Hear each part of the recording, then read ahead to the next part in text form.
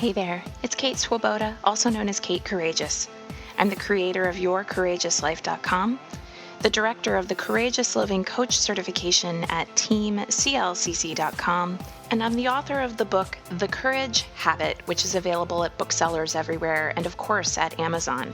And as you might have guessed, I'm the host of this podcast, the Your Courageous Life podcast. We're going to talk about going after what you want and living a more courageous, emotionally resilient life. I might drop a couple of F-bombs, so don't listen with your kids in the back seat. And here we go. Hey, everybody.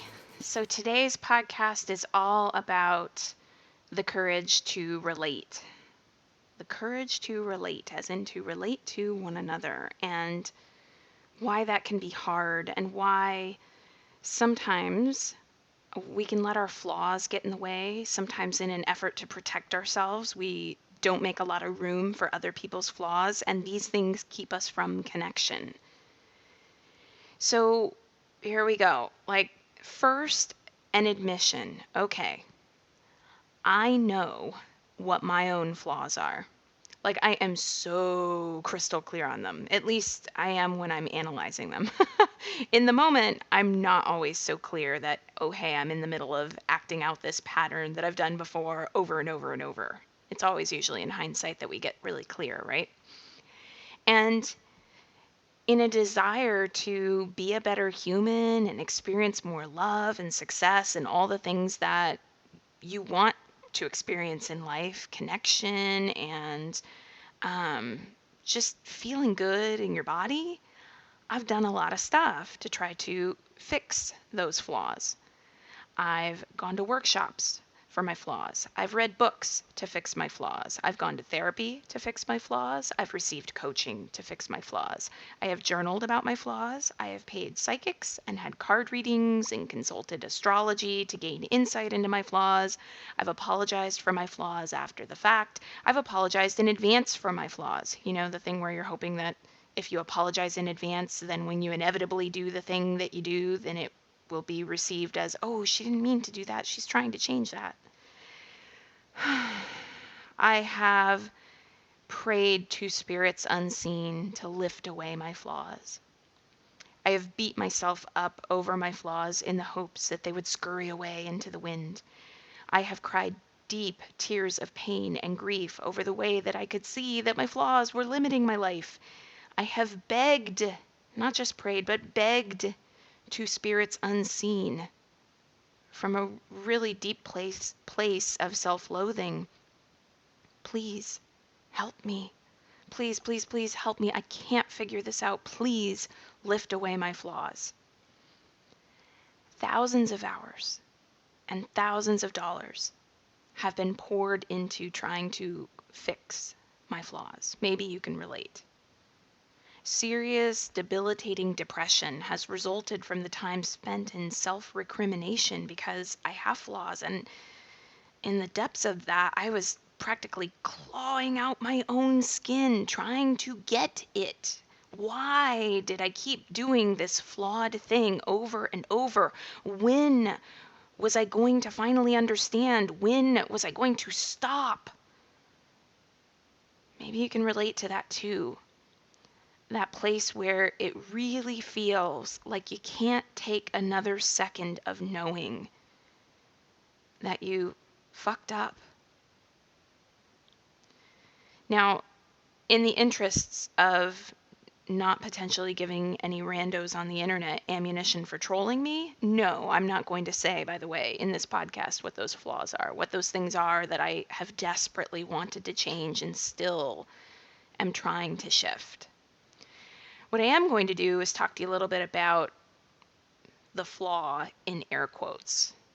So the first time that anyone ever suggested that perhaps the thing that was so flawed about me was also a source of strength. I mean, you can't see my face right now listening to this, but you could imagine I blanched and recoiled as if oh, that is just what? Ugh, impossible. Like it was just disgusting to even think of such a thing.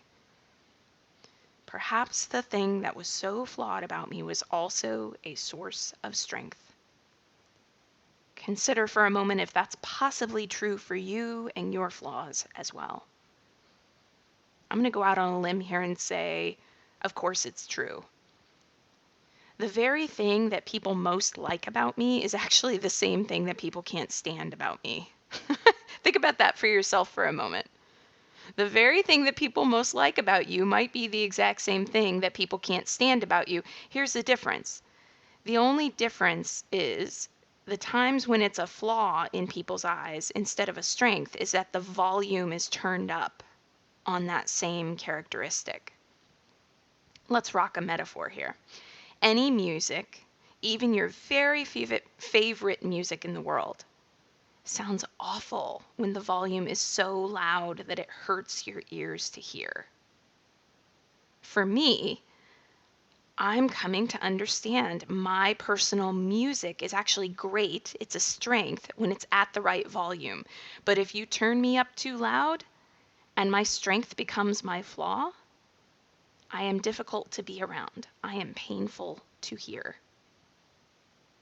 And it gives me an incredible amount of pain to know that about myself, to know that sometimes, despite my very best efforts, I might still do something that I could be rejected for, criticized for. And of course, it's not just about me. It's hard to know that even if I do my very, very best, I'm still going to make mistakes that have an impact on other people. And maybe you can relate to that too. But here's what we often do in response to this fact of life. We often either try to rein ourselves in and desperately try not to make mistakes, or we get incredibly boundaried, and when other people make mistakes, we're like, that's it, they're done, out of here, bye. Which means we're not relating. This is the paradox of relationship, and this is tied to the courage to actually truly relate. The paradox of relationship is we all want to be in relationship, or we say we do, but we cannot truly be in relationship with someone if the only parts we're willing to relate to are the parts that are comfortable. You cannot truly know someone if you only know them when the volume is turned to an acceptable level, and they cannot truly know you. The fact is that real relating will be messy. The volume will get really loud at times, no matter how hard I try, no matter how badly I want to do it differently and not do the thing that makes me difficult to be around, the music I give suddenly becoming hard to hear. I'm going to. And you're going to. We are all going to. And every day, for as much as most of us say that we want to let go of perfectionism and we believe we are enough, and we might post endless scripty little quotes that look really pretty about unconditional love and acceptance of ourselves and others, still we can unconsciously collude with perfectionism by either editing ourselves so that the volume's never too loud, or expecting those we interact with to always show up at an acceptable volume. Think about that for a minute. We can't really say on one hand, I'm letting go of perfectionism and like doing the, enoughness thing, and then give silent treatment to someone who doesn't behave according to your standards. To do that would be to expect perfection of them and punish them when they aren't perfect. And of course, you can do that if you want to, but that isn't a behavioral reflection of what it means to let go of perfectionism. We can't say on one hand, I want to accept myself as I am, and then edit ourselves to the point where when we're around others, always aware of our flaws, we're always reining ourselves back for fear that the flaw will come out. Or of course, you can do that, right? You can do it if you want to, but really see the dissonance, really see that saying I want to accept myself as I am and then editing yourself to that degree isn't actually a behavioral reflection of what it means to practice self-acceptance. And I think that this is where things get really scary, or at least they do for me, because the courage to relate means understanding that when we truly relate, we truly show up as ourselves and we allow others to show up as themselves. We will love each other, support each other, listen to each other, and we will behave badly. We will say the wrong things or get defensive. No one is perfect. Where love and relationship are concerned, it will always be a mixed bag. It will always be a mixed bag. Now, this isn't the call to be endlessly accepting of everyone around you, okay? I am not saying tolerate abuse. In case you're wanting to know where that line could be drawn, if you're thinking to yourself, gosh, I see this, Kate. I want to stop reining myself in. I want to stop cutting people out of my life when they don't follow what I think is the right behavior. Well, here's a good line, I think. Abuse enters the picture when you tell someone that their volume is too loud and the impact it's having for you, and they just don't care. They throw no effort at seeing if a shift can happen or a compromise can be worked out, and they amplify their behaviors over time. In those cases, there's little value in trying to relate, practice that courage to relate with someone who has no interest in hearing what your volume is. So there's little value in trying to relate with someone who has no interest in truly relating. So I'm not saying accept everything that comes your way and just, like smile and throw glitter on it and life will be perfect. There is a line that can be crossed. But I am saying that if we are going to have the courage to relate, we are going to have to develop other strategies than, I don't like what she did, so I'm just going to ghost her. I'm just not going to talk to her. I'm not going to text her back. Or I'm really worried that they will see me as flawed, so I don't show up fully. I don't even give them the chance to know me. We have to talk to one another about who we are. And we have to be honest when someone else's behavior impacts us, and we have to have the courage to relate, to actually have the mixed bag conversation of, can we work this out? And by all means, if you do that and someone else does not care about the impact that their behavior has for you, they don't want to throw any effort at shifting or compromising, and on top of that, they amplify over time, then yeah, it is healthy to walk away.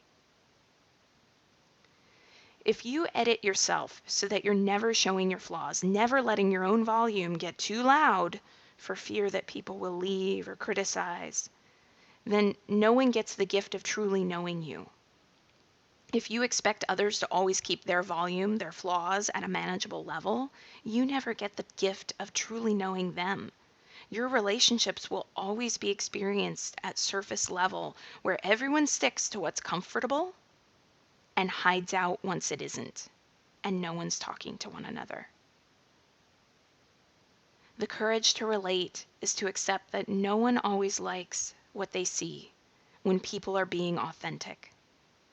There are wounds, and sometimes those wounds will cause pain, and it's what two people decide to work on together and co-create together that will bear something beautiful in their own wabi-sabi kind of way. I love that word, wabi-sabi.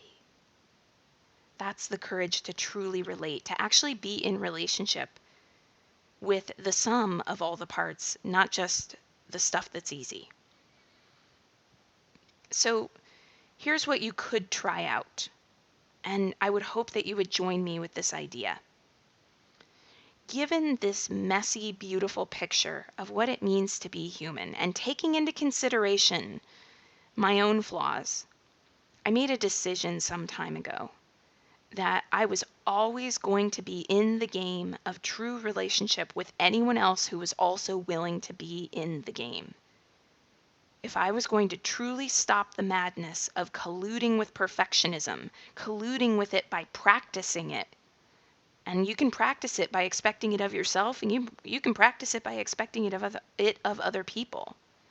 If I was going to stop that madness, then I had to show up and had to stop expecting perfection of anyone else. And that means you sink into this. No one is perfect. No one. You're not, you never will be, no matter how many thousands of dollars or hours you throw at self-help. And neither will anyone else. No one is perfect. But the perfect people for you are those who have the courage to truly relate. I hope that gave you a little food for thought for today. Maybe even helped you to unhook a little bit from the idea that how you're supposed to show up for other people is perfect and gives a little grace to those around you, a little freedom to not be perfect for you. And in this not trying to be perfect, you guys will get to show up as something much, much more real. Sending everybody lots of love. Hope that we get to say hi to each other. You can get more courageous resources over at yourcourageouslife.com/begin. You can also find me on Instagram. That's where I am most of the time these days. Instagram.com/Kate Courageous.